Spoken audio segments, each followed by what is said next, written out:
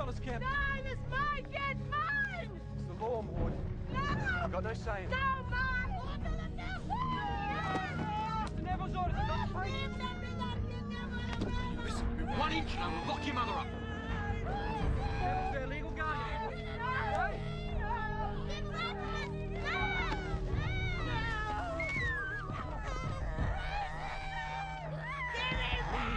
Come on, little one. You sit up and you stay. I've got the papers, Maud. I've got no say in it.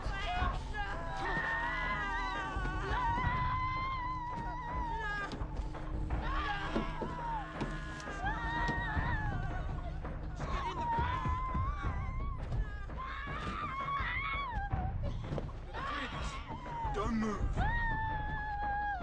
This is a Polish man talking to and it's still these elderly people who express themselves and keep in society. And what's movie that I watched forever defend this video is people's inability to do so, people's inability to have that right. So let's look at referee defense. And what it really for me is it connected with Aborigines here and there. Maybe you really understand what they referee, because I always used to think in a rather naive, ignorant fashion. I didn't really understand why the Aboriginals here in Canada wanted to study things from the white majority. But now I understand, now I've seen what they've gone through, the terrible things that have happened to them. And you saw in the very first opening clip, but they were taken from their home, captured, and put into a society nothing about so because they were taught to be more white. Now that I've seen that, I can understand why they feel entitled to something. I feel it really educates people about what happened, and really makes the average Joe who doesn't really understand kind of almost what presented towards them for asking them, understand that they do deserve that, that we put them through so much, they deserve to have that back. And so the other main idea is cultural aggression, and how we really see the colonists in particular, the ones that persevere about people's culture, that oppress people's culture, they break it down and then destroy it. And what we've seen from this video from Proof Defense is that that colonists go through so much to affect people's culture and go through their own, to try and make people, to make them more white with their objectives, by putting these people straight to Mali into the camp. To teach them to be more white, to talk more white, to destroy their culture, so that eventually through years of interbreeding, they become more white, and eventually be able to be introduced into white society. We see this idea of cultural oppression being very method throughout their society and Canadian society, including the residential school, which they were taught to disobey their cultural heritage of First Nation, and to act more like be Christian and ignore what they knew from the past. And we see we've created a lost generation, and that's one of the big similarities between Canada and Australia. So, you see the colonists are always putting their culture, because it's actually particularly ironic in Australia, where Australia is still a culture of people who were criminals, frauds, scammers, something rough islands of prison, if they were gradually reintroduced to society. You think that in a perfect world, they understand that it's awful to do that to any other people. But what we've seen in real life is that people have had something nonsense adversarial, they're just as likely to go out and do that to kind of feel some sort of vengeance for having it done to them. So we see another culture, which wants to lose these guys and do what you, but it feels to those guys done to you and do something equally as terrible. So the culture of Bugsy is the actor A.O. Neville, the character A.O. Neville gives speech for reintegrating Aborigines into white society. And here it is. Notice, if you will, the half-caste child. And there are ever increasing numbers of them. Now, what is to happen to them? Are we to allow the creation of an unwanted third race? Should the coloureds be encouraged to go back to the black? Or should they be advanced to white status and be absorbed in the white population? Now, time and again, I am asked by some white man, if I marry this coloured person, will our children be black? And as Chief Protector of Aborigines, it is my responsibility to accept or reject those marriages.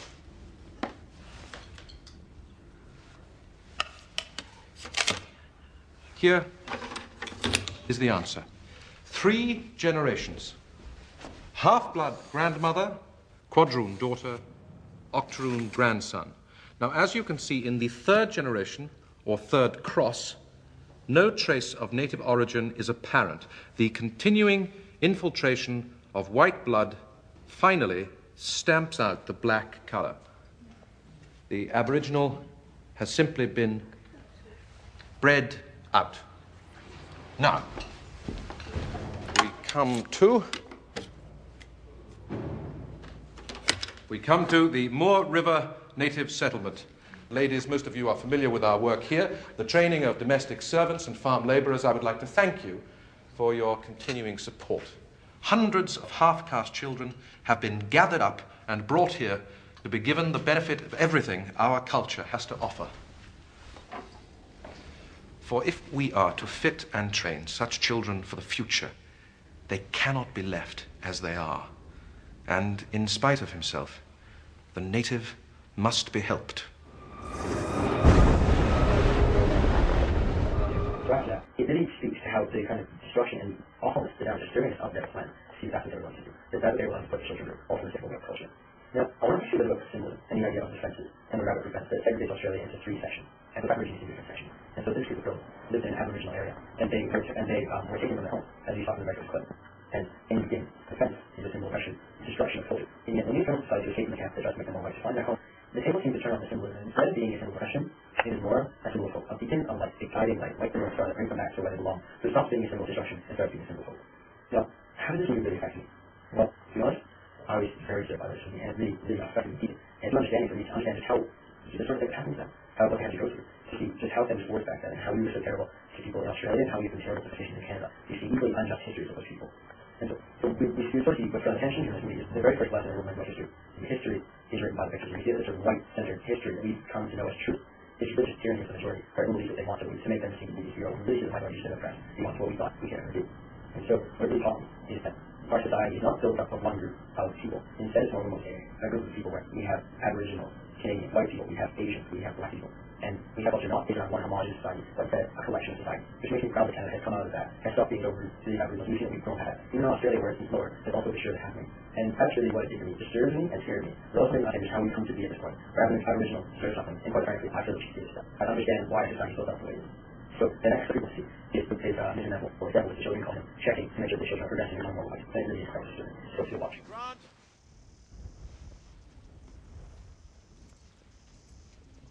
This way, Tommy. Yep. Come on. Stand up straight. Whoa, boy. What are they doing now? They're checking for the bear ones. Why? They gotta take them to Sister Kate's. They're more clever than us. They can go to proper school. Thank you. Nope. There you go. So that was the sort of imagine one of the clips that scares me the most. Now the theme of this is, for me, comes across perseverance, a culture of people and of their rights. So we see perseverance of a person, as the three girls try and escape that and try to head back home following that for them. And so it's also a symbol of perseverance culture where they broke out of the norm and did what they could to do what was right. When their culture could be oppressed. And finally, we see that it's really a movie about perseverance. We know that in fact our culture cannot be oppressed because while we may be able to oppress someone physically, brutalize them and beat them, we will never be able to oppress their culture.